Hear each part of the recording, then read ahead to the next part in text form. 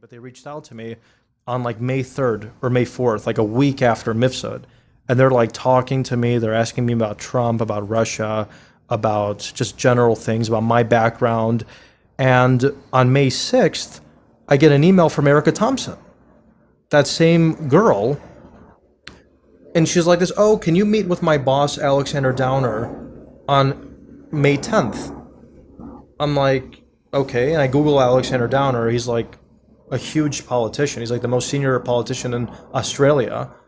And he's a Clinton. I didn't know he was connected to Clinton. And I didn't know he had like an espionage background because, you know, I met many ambassadors in my life, but none had did what he did to me.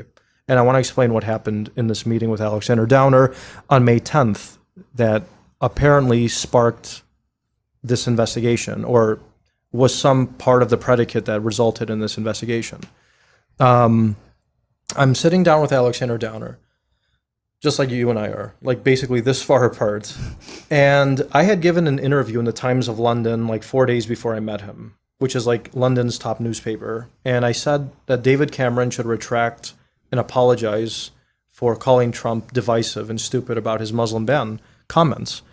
And it became like this massive story around the world. And, you know, there was some tension in the campaign, and Donald Trump himself actually saved my job through Hope Hicks. I asked Hope Hicks, am I fired for this interview I gave? He says, no, he liked it. So Trump himself saved my job. It's a funny story. So the reason I'm mentioning this interview is because that's what Alexander Downer, how he started the conversation. I'm sitting down, I'm like, hello, Ambassador, how are you? And before he says anything to me, he's like, I'm here to tell you two things. One, you should leave my friend David Cameron alone, meaning the UK Prime Minister, and you better tell your boss, Donald Trump, to never talk about my friend David Cameron again, threatening me. Mm-hmm. And I was like shocked. Like, this is an Australian diplomat castigating an American advisor on a rival political campaign about the British. And I was just kind of like taken aback. Okay.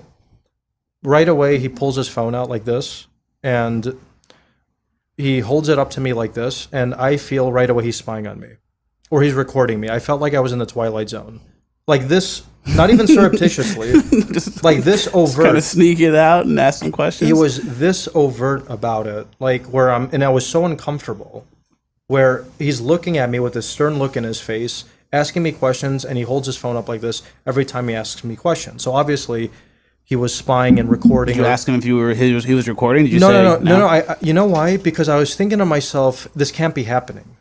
I can't. This guy. There's no way in hell that this guy's really spying on me like I know he is. And my imagination's running wild. I said, because there's no way an ambassador of an allied government would be spying on an American in London, would he?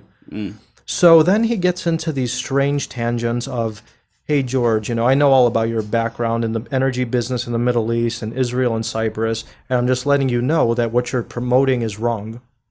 One, and he said, did you know that I was the UN envoy to Cyprus in 2014? And I know all about Cyprus and Israel, and you're wrong, and you shouldn't be advising Donald Trump on what your ideas are. Then right away, the phone comes out with my response. Okay, so what do you think about that? Okay, so I was like, all right, am I going to just sit here and tell this guy stop recording me and stop spying on me, or am I just going to play along? And I just played along. So then he starts getting into these tangents of why Obama's this uppity, arrogant guy, and why Clinton should be president, and why Obama's a very horrible person, and why Trump has no chance of winning. And I don't remember Russia ever being brought up, especially by me, because that wasn't the point of talking to an Australian official. All I remember was he was asking me questions and pulling his phone out. Okay? Now, I want the viewers to understand the bizarre context of this meeting. Fast forward to my testimony to Congress. Actually, no, before that. Fast forward to my interviews with Mueller and the FBI. 7 months before this bizarre New York Times story came out about me and him drinking or whatever, I tell Mueller and Andrew Goldstein, who was one of the top prosecutors involved in my case, guys, I don't know what this guy Downer is or what he was up to, but I think he was spying on me or recording my conversation. And Andrew Goldstein, okay, himself tells me, how did you know he was recording your conversation? Like, and I was shocked. Like, he's telling me that Alexander Downer was spying on you. And what do I do to Andrew Goldstein? Exactly what I just did to you. I said, this is what he was doing. He was pulling his phone out and doing this. You could hear a needle drop in the room.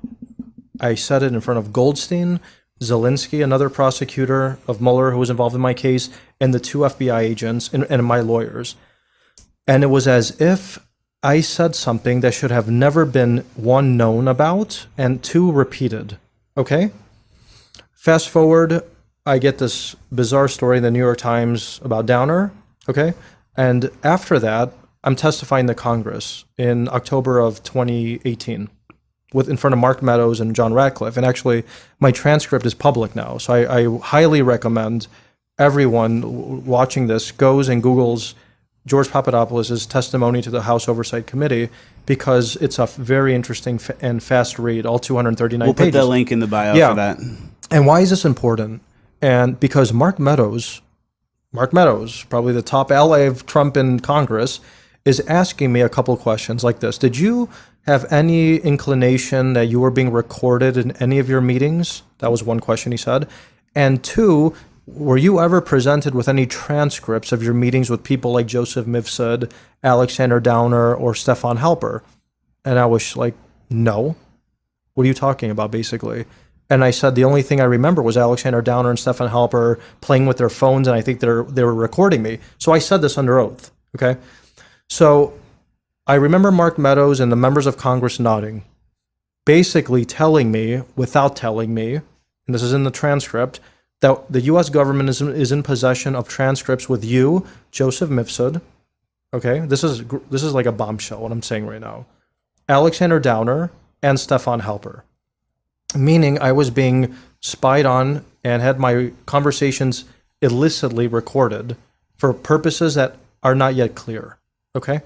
So I highly recommend everybody looks into that, and that's why I've been very, very, very vocal about why Donald Trump needs to declassify the FISA documents, the FISA warrants, the 302s, and any of this evidence that was used against myself and other Trump associates who were under surveillance.